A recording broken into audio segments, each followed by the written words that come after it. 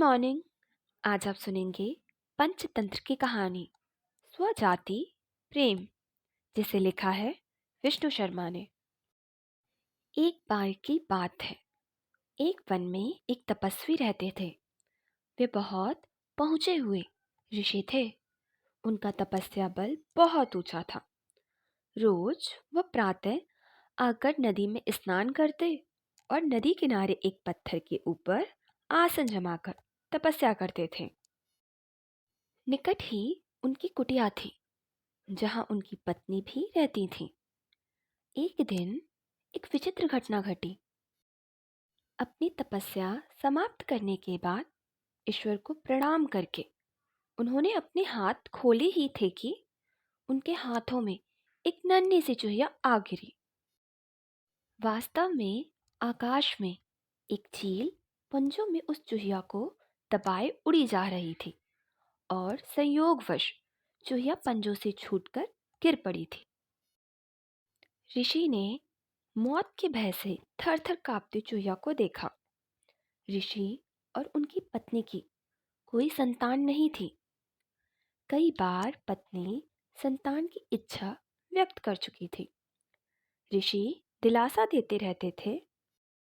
ऋषि को पता था कि उनकी पत्नी के भाग्य में अपनी कोख से संतान को जन्म देकर मां बनने का सुख नहीं लिखा है। किस्मत का लिखा तो बदला नहीं जा सकता, परंतु अपने मुंह से यह सच्चाई बताकर वे अपनी पत्नी का दिल नहीं दुखाना चाहते थे। यह भी सोचते रहते कि किस उपाय से पत्नी के जीवन का यह अभाव दूर किया जाए। ऋषि को नन्ही चूहिया पर दया आ गई। उन्होंने अपनी आंखें बंद कर एक मंत्र पढ़ा और अपनी तपस्या की शक्ति से चूहिया को मानव बच्ची बना दिया। वह उस बच्ची को हाथों में उठाए घर पहुंचे और अपनी पत्नी से बोले, सुभागे, तुम सदा संतान की कामना किया करती थी। समझ लो कि ईश्वर ने तुम्हारी प्रार्थना सुन ली और यह बच्ची भेज दी। इसे अपनी पुत्री समझकर इसका लालन पालन करो। ऋषि पत्नी बच्ची को देखकर बहुत प्रसन्न हुई। बच्ची को अपने हाथों में लेकर चूमने लगे। कितनी प्यारी बच्ची है, मेरी बच्ची ही तो है यह, इसे मैं पुत्री की तरह पालूंगी। इस प्रकार वह चूहिया मानव बच्ची बनकर ऋषि के परिवार में पलने लगी। ऋषि पत्नी सच्ची माँ की भांति ही उसकी देखभाल करने लगी। उसने बच्ची का नाम कांता रखा। ऋषि भी कांता से पितावत स्नेह करने लगे। धीरे धीरे वे यह भूल गए कि उनकी पुत्री कभी चूहिया थी। माँ तो बच्ची के प्यार में खो गई। वह दिन रात उसे खिलाने और उससे खेलने में लगी रहती। ऋषि अपनी पत्नी को ममता लुटाते देख प्रसन्न होते कि आखिर संतान न होने का उसे दुख नहीं रहा। ऋषि ने स्वयं भी उचित समय आने पर कांता को शिक्षा दी और सारी ज्ञान विज्ञान की बातें सिखाई। समय पंख लगाकर उड़ने लगा। देखते ही देखते माँ का प्रेम तथा ऋषि का स्नेह वह शिक्षा प्राप्त करती कांता पढ़ते पढ़ते 16 वर्ष की सुंदर, सुशील व योग्य युवती बन गई। माता को बेटी के विवाह की चिंता सताने लगी। एक दिन उसने ऋषि से कह डाला, सुनो, अब हमारी कांता विवाह योग्य हो गई है, हमें उसके हाथ पीले कर देने चाहिए। तभी कांता वहां आ पहुंची। उसने अपने केशों में फूल गुथ रखे थे। चेहरे पर यौवन दमक रहा था।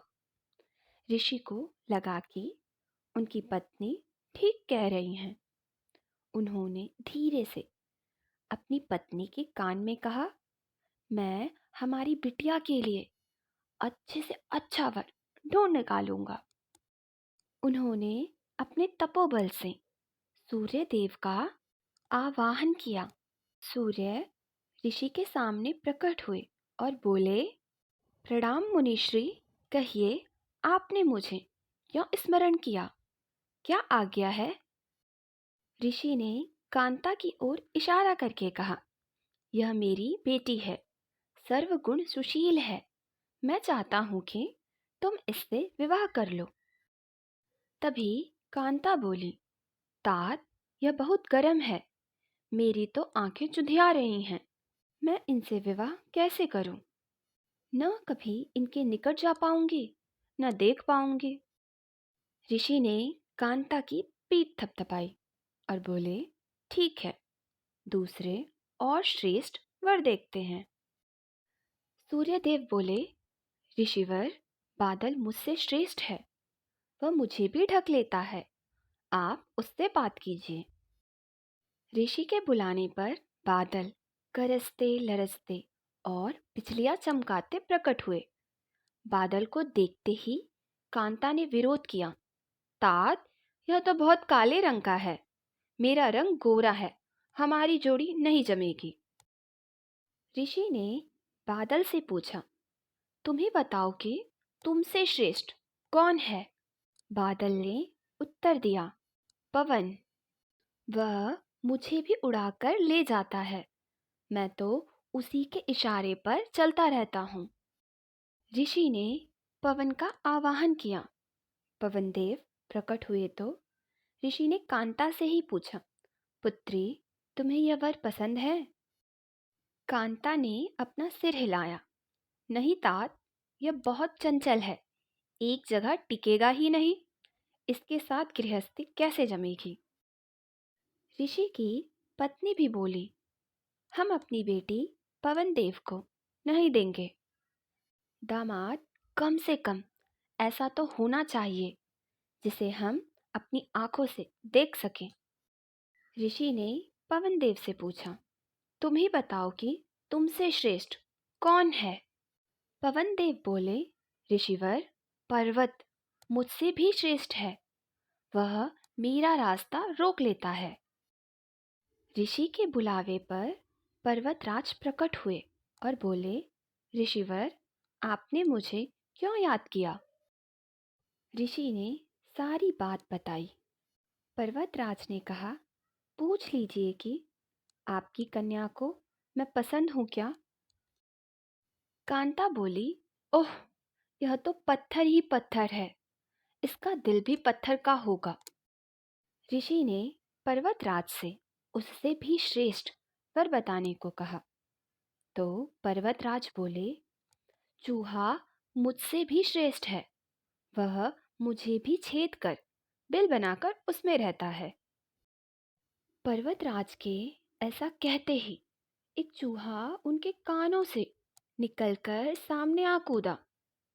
चूहे को देखते ही कांता खुशी से उछल पड़ी, तात, तात, मुझे यह चूहा बहुत पसंद है, मेरा विवाह इसी से कर दीजिए, मुझे इसके कान और पूंछ बहुत प्यारे लग रहे हैं, मुझे यही वर चाहिए। ऋषि ने मंत्र बल से एक चूहिया को तो मानवी बना दिया, पर उसका दिल तो चूहिया का ही रहा। ऋषि ने कांता को फिर चूहिया बनाकर उसका विवाह चूहे से कर दिया और दोनों को विदा किया। इस कहानी से हमें यह सीख मिलती है कि जीव जिस योनि में जन्म लेता है उसी के संस्कार बने रहते हैं, स्वभाव नकली उपायों से नहीं बदले जा सकते।